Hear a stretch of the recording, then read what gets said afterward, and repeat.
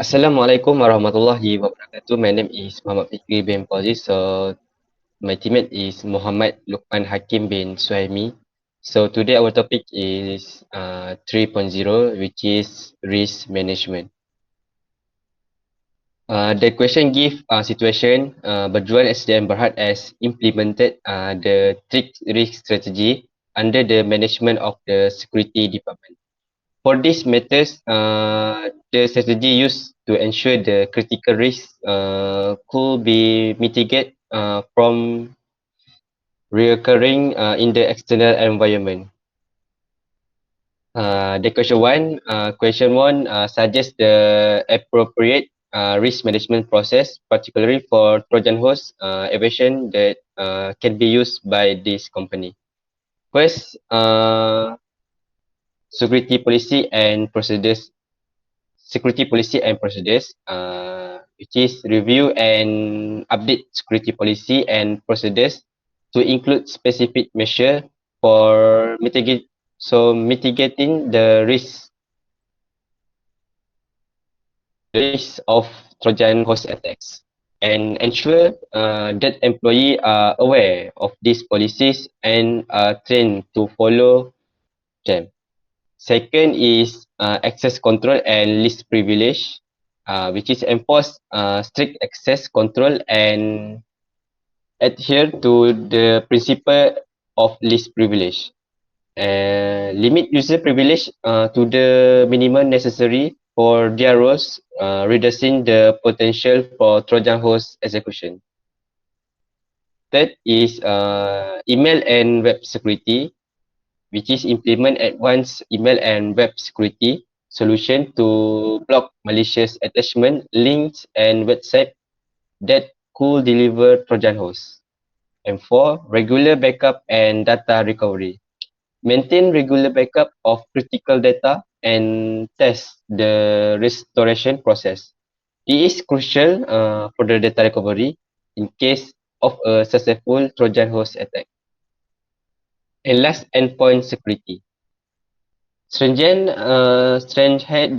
endpoint security with robust antivirus and anti-malware software regularly update and patch all endpoint to close security vulnerabilities. And two, the question give one the provide the cycle of risk management to identify vulnerabilities of spyware that uh, make impacts outside the organization. Okay, first, risk identification. So, risk identification, identify and document potential spyware related risks and threats that could impact the organization, system, and data. This involves recognizing various entry points and source of spyware, both internal and external. Second is threat assessment. Threat assessment, the nature and scope of spyware threats that could exploit vulnerabilities within or outside the organization. This involves understanding the capabilities and extension of potential threats actor and deploying spyware. For the phase 3 is vulnerability assessment. Vulnerability assessment evaluate and identify vulnerabilities within the organization, system, and network that could be exploited by spyware. These include weakness in software, configuration, or human-related factor that could lead to spyware infiltration. And phase 4, which is risk analysis. Risk analysis to analyze the potential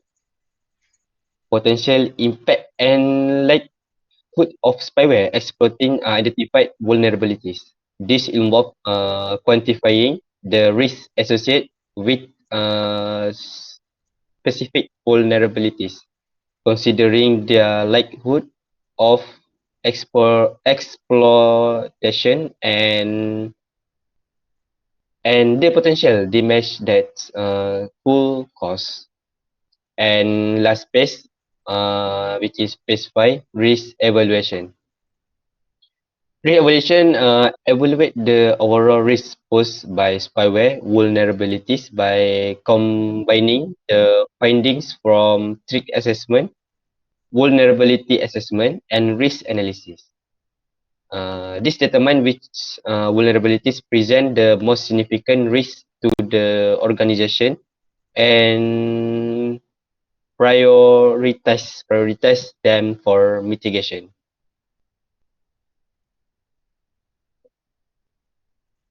Okay, question number three, discuss the advantages of using message authentication in this technology of digital signature.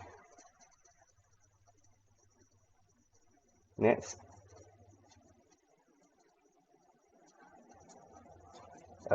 firstly is data integrity. Message authentication ensures that the contents of digitally signed message remain intact and unaltered during transmission. This prevents unauthorized alteration or tampering with data. Any changes to the message cause the data to fail to be accessed by the recipient. Second is protection from data corruption.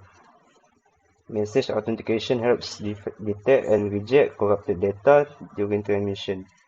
This is particularly important for data integrity in environments where data corruption is possible. Third is non-repudiation. A digital signature combined with message authentication provides non-repudiation, which means that the sender cannot deny the delivery of the message. A digital signature acts as legally binding evidence of the sender's intent and consent. Fourth is enhanced trust.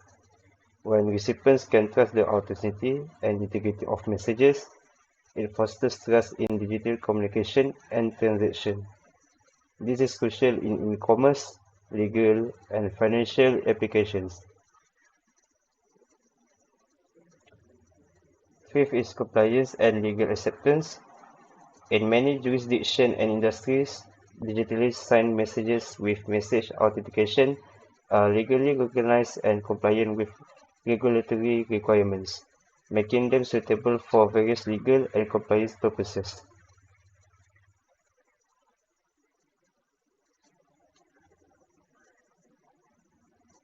Okay, next.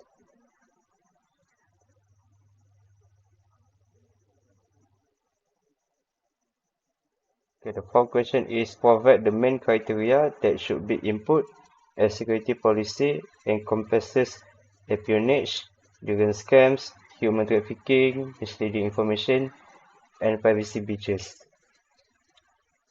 First one is misleading information. Fact-checking, establish procedures for fact-checking information before sharing or acting on it. Second is espionage. Data protection. Establish clear guidelines for the protection of sensitive data, including encryption and access control measures. Employee training. Train employees to identify and report suspicious activities such as information leaks or unauthorized access breaches. Durian scams. Vendor and supplier screening. Implement rigorous vendor and supplier selection processes to minimize the risk of scams. Consumer awareness. Educate consumers about the risks associated with durian scams and provide guidelines on how to verify the authenticity of durian products. Human trafficking. Employee background checks. Perform thorough background checks for employees and contractors to identify any potential link to human trafficking networks. Supply chain audits. Audit the device supply chain to ensure that there is no forced or child labor involved. For privacy breach, data privacy regulations. Ensure compliance with relevant data privacy regulation, example GDPR, CCPA, and implement the best and correct data protection measures. Incident response plan. Develop a clear incident response plan to promptly and effectively address privacy breaches.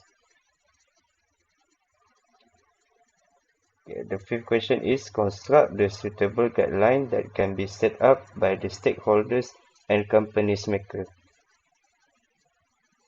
First one is data protection and encryption. Define data protection measures, including encryption protocols, to safeguard sensitive data at rest and in transit. The second one is physical security. Address physical security aspects to protect assets stored on premises, including secure access controls, surveillance, and environment controls. The third one is training and awareness. Implement a robust security awareness program for employees to educate them about security best practices, risks, and their possibility in maintaining security.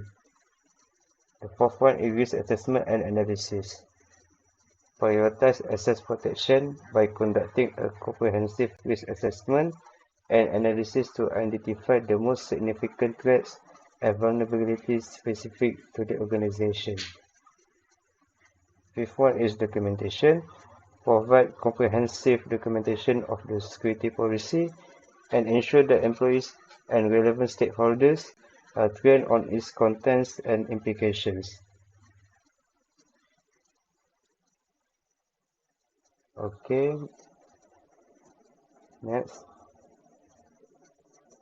So this is our presentation. So thank you.